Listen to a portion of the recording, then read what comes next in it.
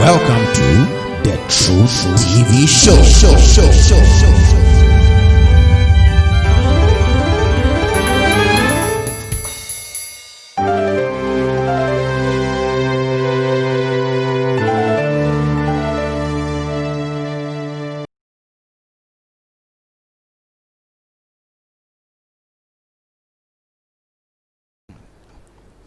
Now, I want to ask you, Polymath, based on the data, which I think that is irrefutable and that it speaks for itself, there seems to be, so much unemployment among the youth and the graduate. What are the causes? What accounts for this? Thank you very much. I think this is probably at the heart of the discourse. Yeah.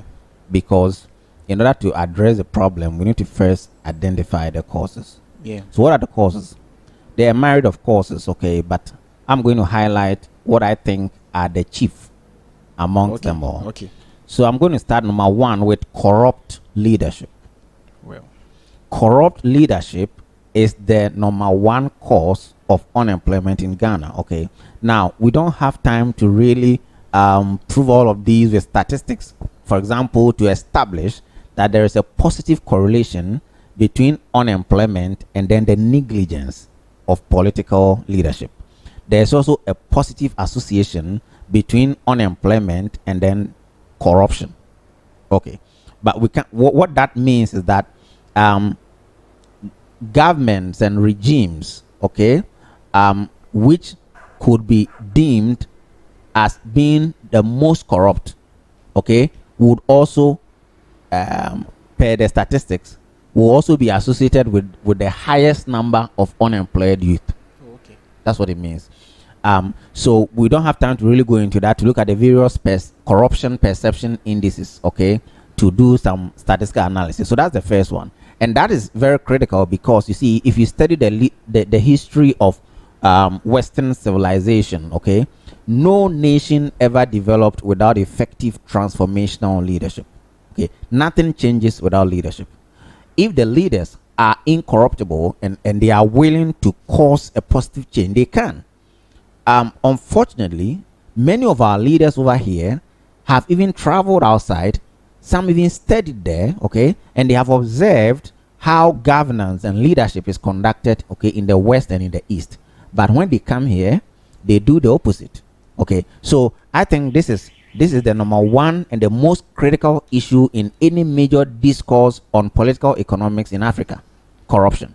Okay, and maybe later on in the show, you may want to invite us to come and talk about corruption, because corruption is a very critical issue which seriously undermines economic growth, not only in Ghana but across Africa and certain portions of Asia. Okay, so that's number one: corrupt leadership. The second cause of unemployment, in my estimation, is poor education and wrong mental programming of the youth. Poor education and wrong mental programming.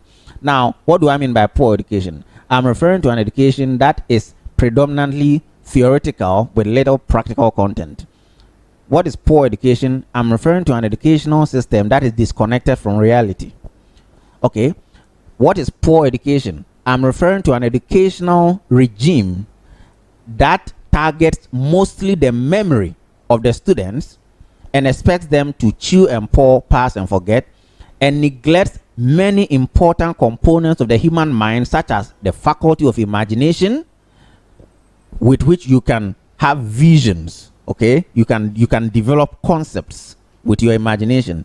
Our educational system does not train the imagination faculties of students. Number two, our educational system does not train students to employ analytical reasoning. So the analytical reasoning component of the brains of many students is underdeveloped. Our educational systems do not train students to be critical thinkers. Now, don't be misled by this. There are courses in certain universities called critical thinking. Yeah. Those courses are just fallouts or offshoots of philosophical concepts, deeply rooted in Platonic and Socratic traditions. Yeah. These kinds of courses are not the ones we need today. Socrates, Plato, and Aristotle, we respect them. They were some of the leading thinkers of their day, and they were able to help transform the Grecian economy. But even today, Greece is broke. It's a broke country. Okay, and I don't think many of the ideas of Socrates, Plato, and Aristotle are relevant. But you have philosophy departments in universities, who would forcibly inculcate critical thinking and make it either a faculty required or university required course, and then they expect students to be learning the ideas of Socrates who are dead and gone. And they think at the end of the day, students are going to excel by learning the ideas of dead men. Think about that for a moment. Again, the educational system does not target the conscience, okay, which is the moral judge. It helps you to distinguish between right and wrong. You understand why many people are still corrupt? They went to school, okay, but their conscience was not trained, so they're still corrupt. So we can talk about many components of the mind which are not trained by this educational system, and that's what I mean by poor education, which programs the youth in the wrong direction. The third cause of poverty, unemployment, I think, is poverty and family background. Poor people normally come from a poor family background, and people with poor backgrounds normally find it difficult to get a job. In the past, you could get a job based on what you know, that is your certificates and transcripts. Then we evolve from there to whom you know. Then we metamorphose from that stage to who knows you. And today in the country, it's about who sent you.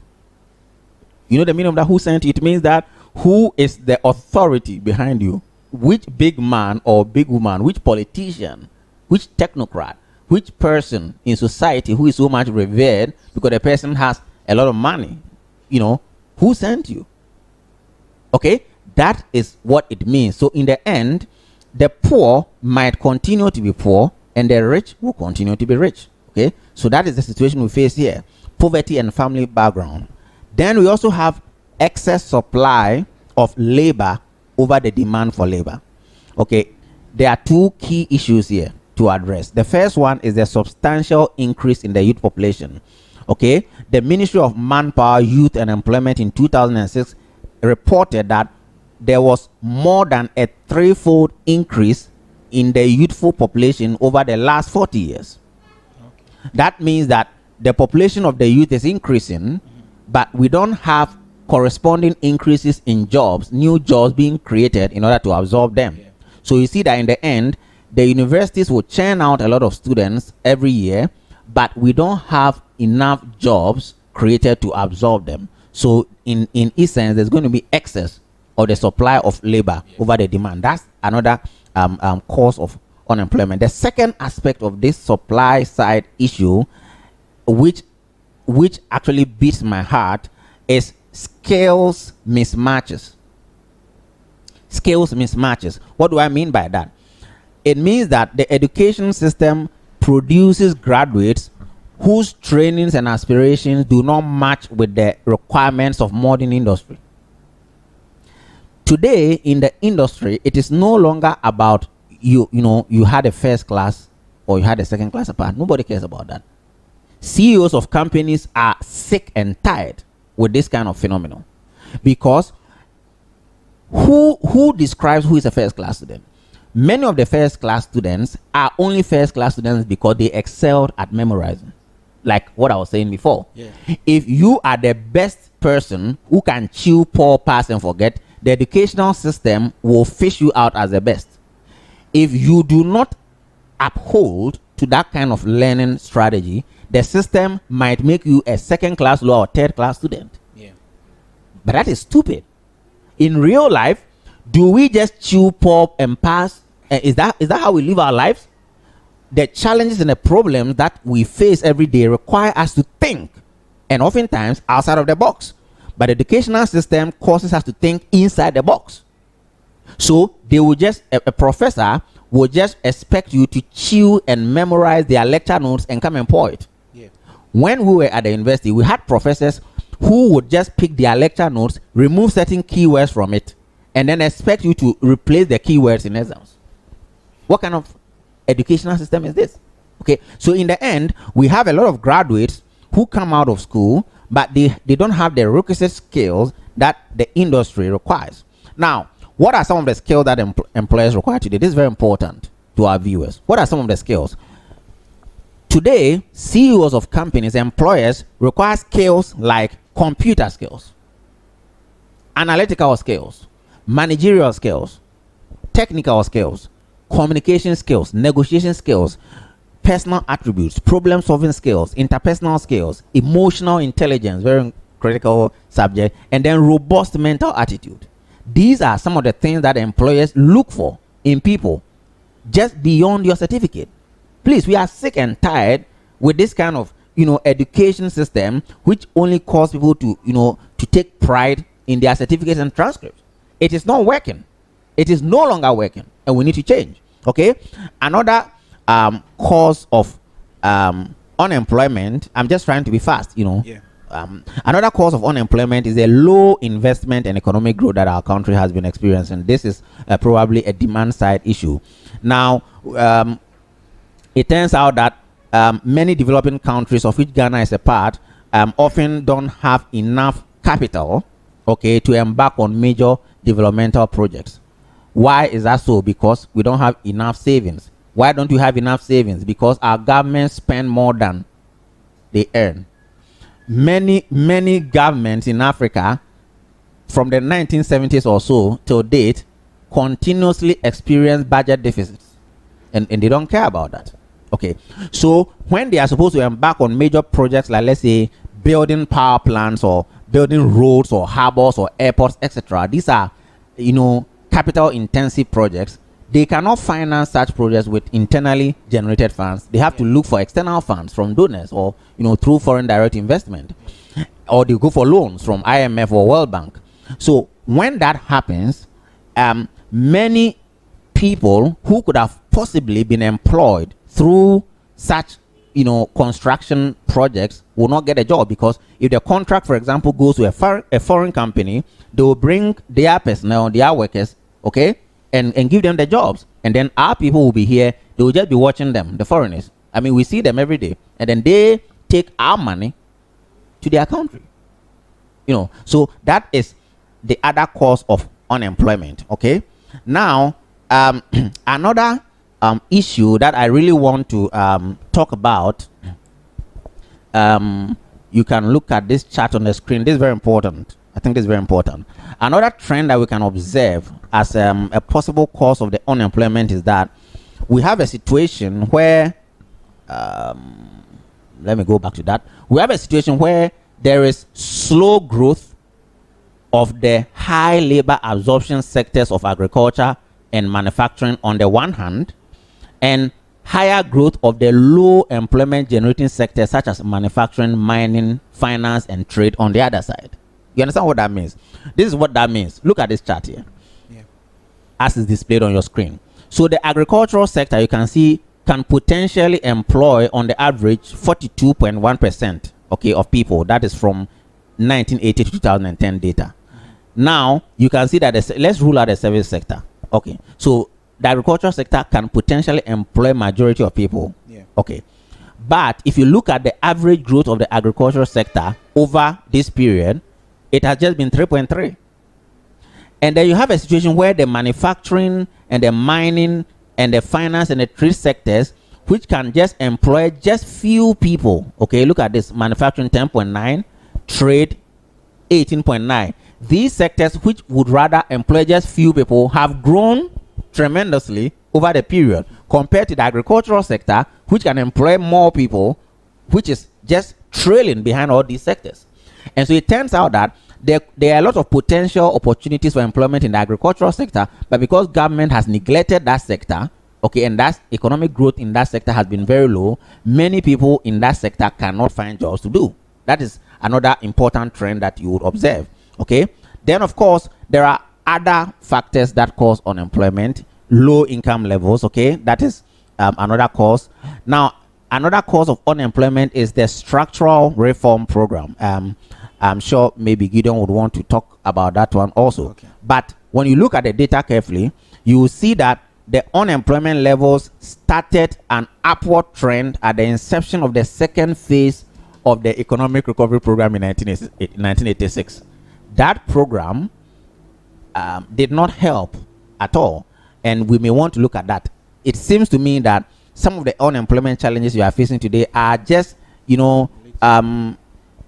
offshoots, okay, or spillover effects that we are experiencing from, that kind of structural economic reform program. So that is another cause of unemployment. Okay, then we also have a general lack of interest in agriculture and other jobs within the informal sector on the part of the youth. The average university student today does not think of, going into agriculture. Yeah. And I think there are a lot of reasons. Number one, I think we are proud. The educational system makes us proud. We think that we are better off than the people who farming. Okay, so nobody wants to go. And it seems to me they don't even understand the difference between agriculture and farming. They don't even understand the difference between agribusiness. Today, it's not about agriculture, it's about agribusiness. But majority of the youth still think crudely. They think that to go into agriculture implies you take a cutlass and a hoe and you put it, or a machete, you put it on your shoulders or something, then you go to the bush, just to go and do something. So many people are not interested in agriculture. But that is sad, because you see, going into agriculture has a lot of benefits for the economy. In 2060, okay, a lot of organizations have forecasted that in 2060, if we do not seriously address, these structural bottlenecks within the agricultural sector, we could possibly face a global food crisis. So you see that today the narrative has seriously shifted towards investment in agriculture. That's why a lot of laws and acts have been passed. A lot of organizations like the ECOWAS Commission for Africa, and the CADIP protocol and framework and all of that. All of these are just meant to encourage people to go into agriculture. But I wonder whether the Ghanaian youth are going to change their mind, concerning, veering into agriculture. Another cause of unemployment, I think, is seasonal variations. We have, which is also partly linked to the agricultural problem. We have not effectively addressed the issue of how to supply water, okay, in agricultural production. Till date, many smallholder farmers in particular, and even a few large-scale, farming communities depend on rain or river bodies or lagoons, okay, in order to water, their plants. That is a big issue. Until we are able to actually deploy the power of technology and innovation and make use of, technologies like greenhouse technologies, like what many of the leading agricultural economies like Israel, etc., are doing, I think that we're going to lag behind. Relying on rainfall, okay, for agricultural production, I think it's not going to help us. But the question is, why haven't we been able to deal with that? So as long as there will be seasonal variations, people will get unemployed, especially those within the agricultural sector who depend on the rain in order to be able to produce and sell something. Okay, that's another cause. And then you can also look at the slow growth of the SME sector. Okay, the slow growth of the SME sector. Research around the world shows that the SME sector can employ the largest number of people, especially the youth. I think this is also a subject that we can possibly probe into. I'm just trying to rush through these points. But in Ghana, the SME sector is seriously underdeveloped. There are a lot of inherent problems, including financing, okay, of SMEs in Ghana. And I think that is a huge problem. So as long as the SME sector is not receiving the kind of attention it deserves, many of our youth will be unemployed. Now, the 12th cause of unemployment in my mind is lack of career counseling. I think that we also have a good chunk of our unemployed youth who were simply misled, or didn't get the right kind of advice, in their educational pursuit. Why? Lack of parental guidance. Okay, many people are not guided by their parents when they are going to school. People move from JHS to SHS. Nobody tells them. Their parents will not sit them down and say, "Hey, Kofi, what do you want to do?" Nobody. I don't remember my parents advising me as to what to do. Rather, what is common, in many families in Ghana is that we have parents imposing their dreams on their children. So, for example, if a dad wanted to become a medical doctor, he got frustrated, he couldn't become. It's very common for him to see himself in his son by telling his son, "Hey, Kofi, I want you to become a medical doctor."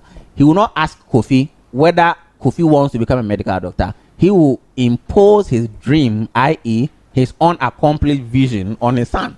And if Kofi does not reject that offer and wants to obey his dad, okay, because he's religious, children obey your parents in the Lord, for example, Kofi may end up being a frustrated medical doctor. And we have a lot of evidence to show that a lot of, so-called accidents and errors that some medical doctors commit on the field, it's not intentional. They were just frustrated. A lot of them are trapped in that setting. They are just doing the job, but they are not satisfied. They are not happy. They are not fulfilled. Okay, so that is another issue that we really have to look at. So I think this is what I would say, in short, trying to put together my thoughts on the causes of unemployment in Ghana. Wow. Viewers of the Truth TV show, the data speaks for itself, as Mr. Gideon rightly said. And every statement was backed by evidence and proofs, as you rightly witnessed. There's so much to say about what Polymath said and follow-up questions to ask him, but we'll find time and address all the various issues in our subsequent programs that we're having. So make sure you share the link to your friends, make sure you invite people, make sure you give the video a thumbs up, make sure you subscribe to the YouTube channel. We have so much in store for you. We would like to go for a short break and we'll be right back. Are you a business leader seeking knowledge and practical business solutions from other proven leaders? Trumpet Consult, one of Africa's leading business consulting firms, is an engine of positive dynamic change that advances economic and social welfare in Africa and around the world. Trumpet Consult's professional excellence in executive education and staff training is constructed on a foundation of quantitative research and critical analytical qualitative insights. Creating a mindset of innovation that transcends business disciplines and leads to success in business is central to our educational and professional mission. Trumpet knowledge is research-based and immediately applicable, allowing executives to put their learning to use upon returning to the office. In business today, success is a moving target. Business leaders must continually reassess and refresh their thinking or risk falling out of touch.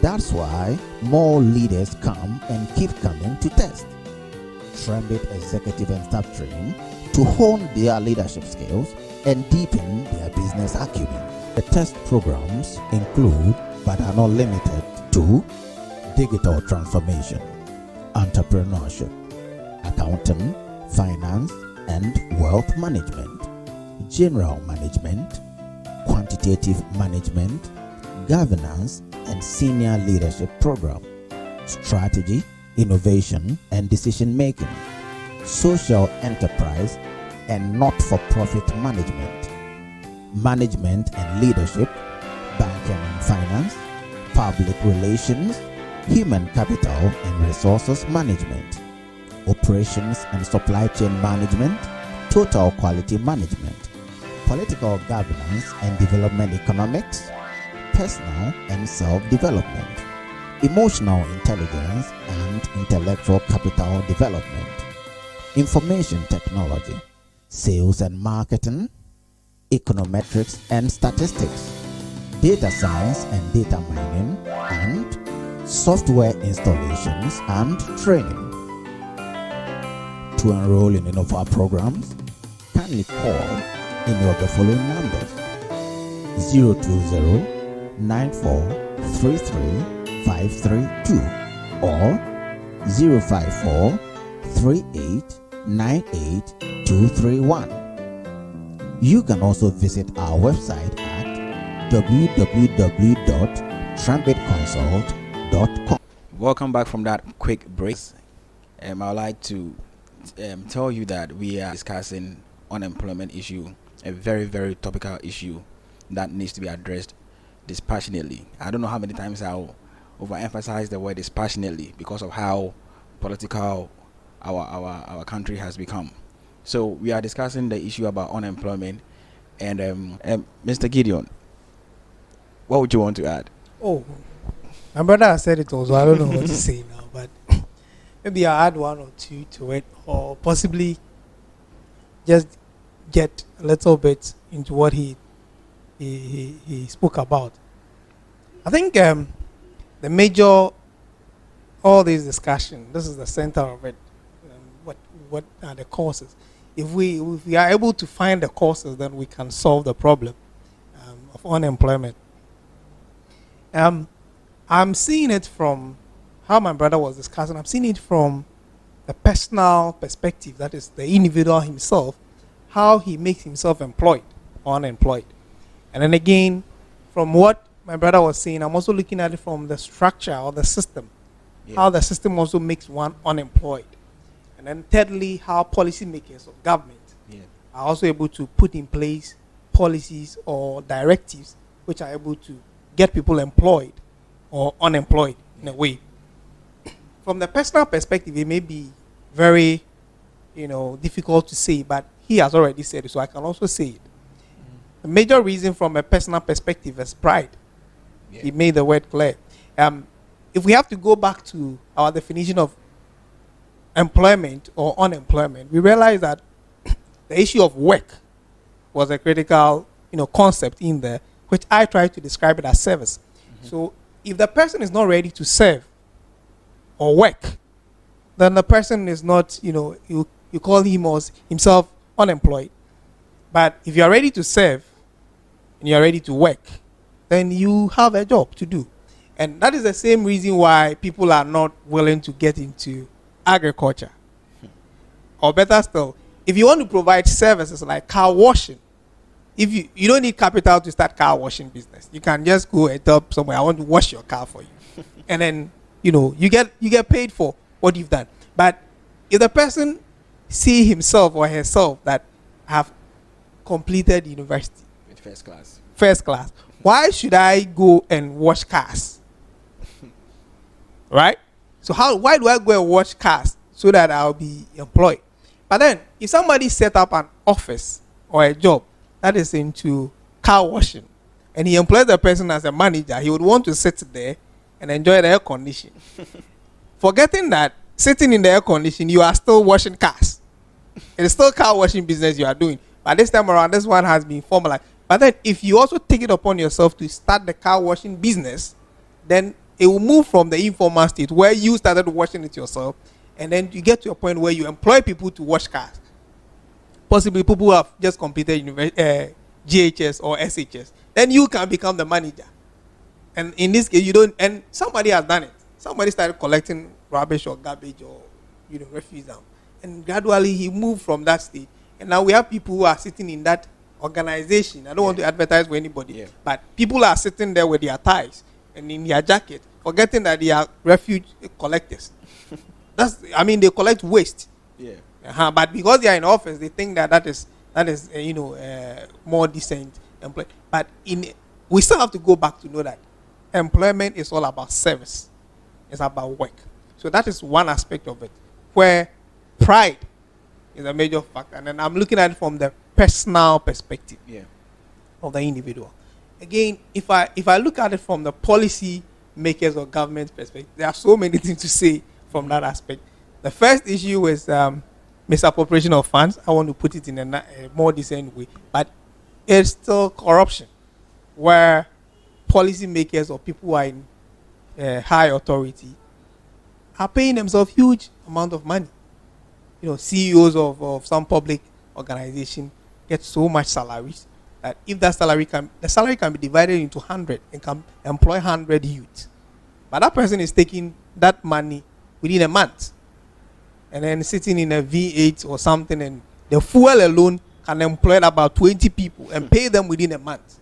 So indirectly, those in higher positions are making the young ones unemployed. Because if you take, let's say, 20,000 or 30,000 a month, how much would the youth need for being employed within a month? Possibly 1,000 or 1,005. Yeah. And then if we have to do that calculation of somebody who's taking about 50,000 a month, you can get all the young ones to also come. Even if you take half of that salary, you can still employ some people to be there. So that is another issue in terms of the corruption aspect. The corruption aspect is also where public investment also go into. Where is government project heading towards?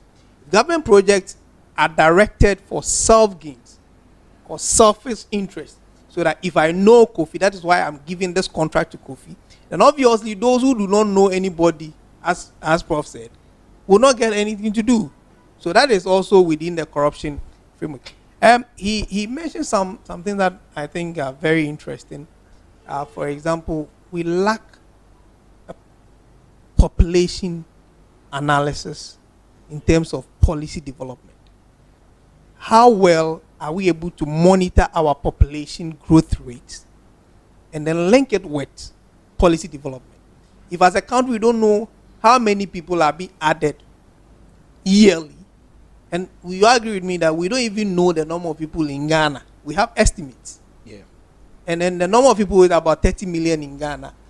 I think that there are some private organizations, multinational companies, who have employees who are more than the 30 million in Ghana, but they still have data of everybody. Mm-hmm. So why don't we have data and then do some projection in terms of how many people will be added to the system, and what is the provision we are making for them in terms of employment? So population dynamics correlating with policy issues is another critical issue that we have not addressed.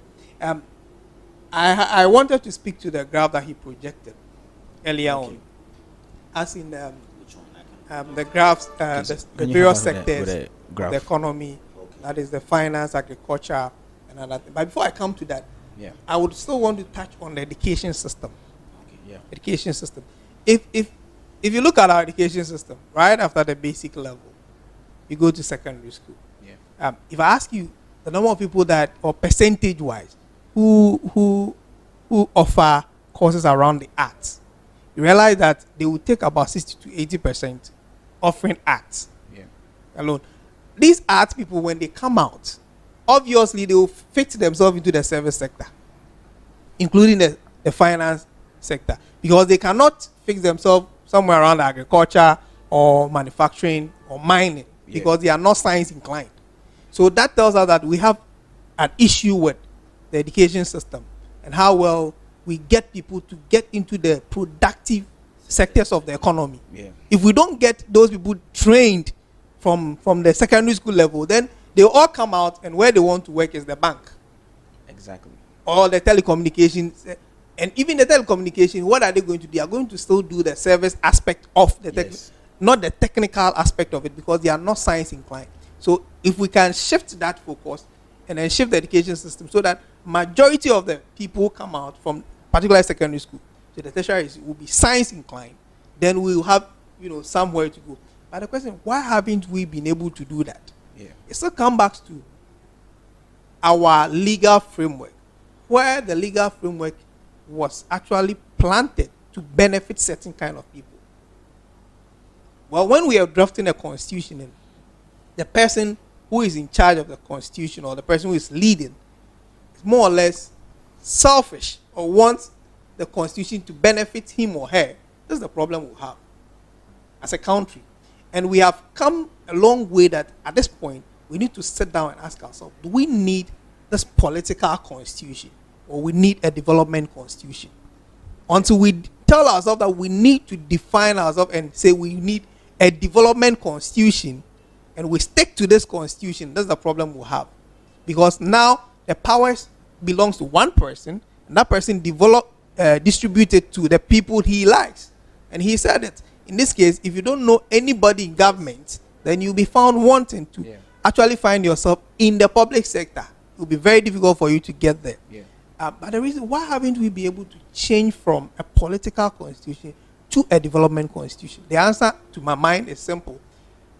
If you are in opposition as a political party, you will tell Ghanaians that this is what you will do. But when you get into government and you realize that you are benefiting from the legal framework, then you leave it like that.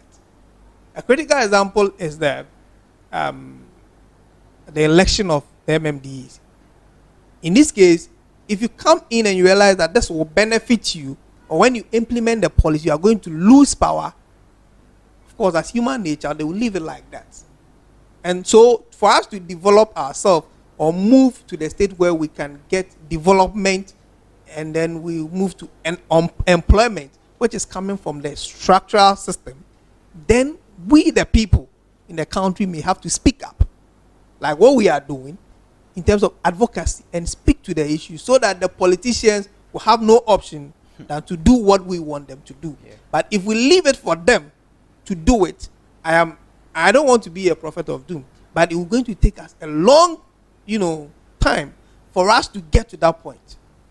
From the mining and manufacturing that we're looking at, Yeah.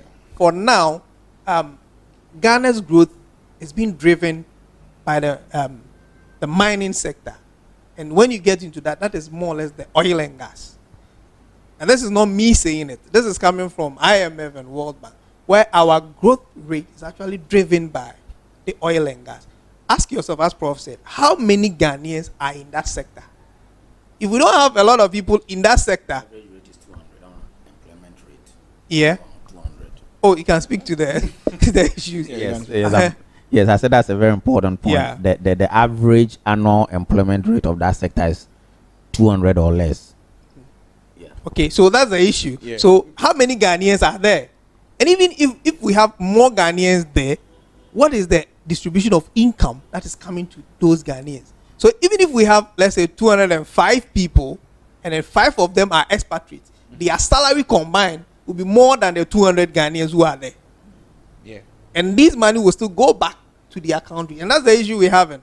So if we have a sector that is driving our economy, but the income that's coming from that sector is not getting to the Ghanaians, then we'll have this unemployment issue. And again, if I get to the personal aspect, how many Ghanaians are also trained, well equipped enough to work in that sector? We don't have them. We don't have the engineers. In fact, we have people who call themselves engineers and professors of engineers, but we still have to go to some countries and get people who have finished first degree to come and do the exploration for us. And that's the problem we'll have when we get with agriculture. He spoke very well about agriculture and the youth not being so much interested in agriculture. We have come with a lot of policies as a country. Youth in agriculture. Why don't we do like youth in banking? Mm-hmm. We don't come up with policy like youth in banking, because when they complete, they want to work in the bank. Yeah. They all want to work in the bank. We don't have to advertise that youth go into the bank, But agriculture, we are saying youth get into agriculture. And the youth are also not getting into agriculture. Even those who offered agriculture in secondary school and then universities, they still don't want to get to the farm. I think that boils down to leadership, as you said. If you tell me to get into agriculture, like youth in agriculture, and I see you driving a V8, why should I get into agriculture? If I see that you, within 4 years that you completed university, you went into politics, now you have a huge house, you have a V8 driving, and you are telling me to get into, and then you are the Minister of Agriculture, you tell me get into agriculture. Why would I get into agriculture?